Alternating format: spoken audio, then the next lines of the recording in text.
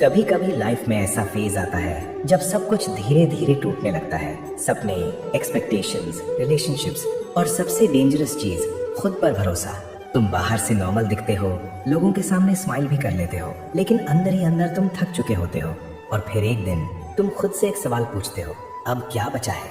तुम्हें लगता है शायद अब कुछ रह ही नहीं गया, सब खत्म हो गया।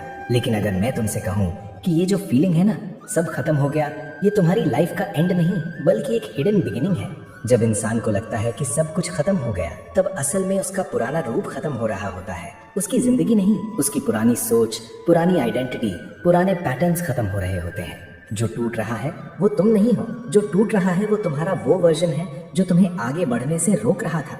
पर प्रॉब्लम ये है कि जब ये सब होता है ना, तुम उस मोमेंट को समझ नहीं पाते। तुम बस पेन फील करते हो, कंफ्यूजन फील करते हो और धीरे धीरे अपने आप से दूर होते चले जाते हो।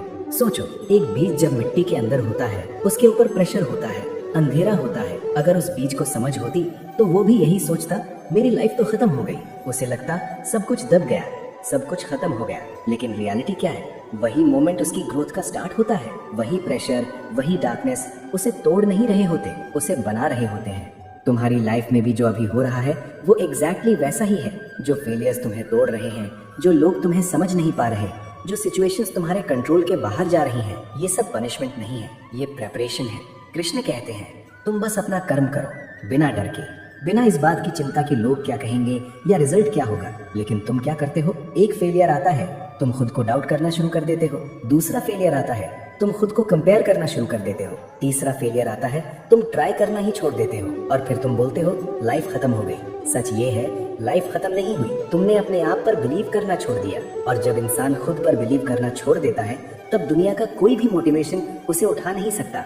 लेकिन एक बात याद रखना, जब सब कुछ खत्म लगता है ना, तब एक्चुअली तुम्हारे पास लूज करने के लिए कुछ बचता ही नहीं। और वही तुम्हारी सबसे बड़ी फ्रीडम होती है, क्योंकि अब तुम रिस्क ले सकते हो, अब तुम नया स्टार्ट कर सकते हो, अब तुम अपनी लाइफ को दोबारा डिजाइन कर सकते हो बिना किसी डर के।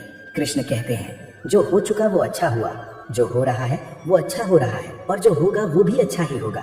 इसका मतलब ये नहीं कि लाइफ में प्रॉब्लम्स नहीं आएंगे, इसका मतलब ये है कि हर प्रॉब्लम तुम्हें तोड़ने नहीं, तुम्हें स्ट्रांग बनाने आई है। तुम्हारी प्रॉब्लम ये नहीं है कि तुम वीक हो, तुम्हारी प्रॉब्लम ये है कि तुमने अपने आप को वीक मान लिया है। और ये सबसे डेंजरस चीज होती है, क्योंकि जब इंसान अपने आप को हार गया मान लेता है, तब वो फाइट करना बंद कर देता है, और वही उसकी असली हार होती है। तो आज एक डिसीजन लो, चाहे कितना भी बुरा फेज चल रहा हो, तुम रुकोगे नहीं। तुम टूट सकते हो लेकिन रुकोगे नहीं, तुम थक सकते हो लेकिन गिव अप नहीं करोगे, तुम कंफ्यूज हो सकते हो लेकिन ट्राई करना नहीं छोड़ोगे। क्योंकि जब कृष्ण तुम्हारी लाइफ में सब कुछ तोड़ते हैं, तो वो तुम्हें पनिश नहीं कर रहे होते, वो तुम्हें उस लेवल के लिए प्रिपेयर कर रहे होते हैं जहाँ तुम खुद भी एक दिन हैरान हो जाओगे कि तुम इतना आगे कैसे आ गए। तो अगर आज तुम्हें लग रहा है कि सब कुछ खत्म हो गया, तो बस इतना समझ लो, ये एंड नहीं है, ये तुम्हारी स्टोरी का वो पार्ट है जहाँ से असली कमबैक स्टार्ट होता है। और जब तुम एक दिन पीछे मुड़ के देखोगे, तो तुम खुद बोलोगे, अगर वो फेज नहीं आता तो मैं कभी इतना स्ट्रांग नहीं बन पाता।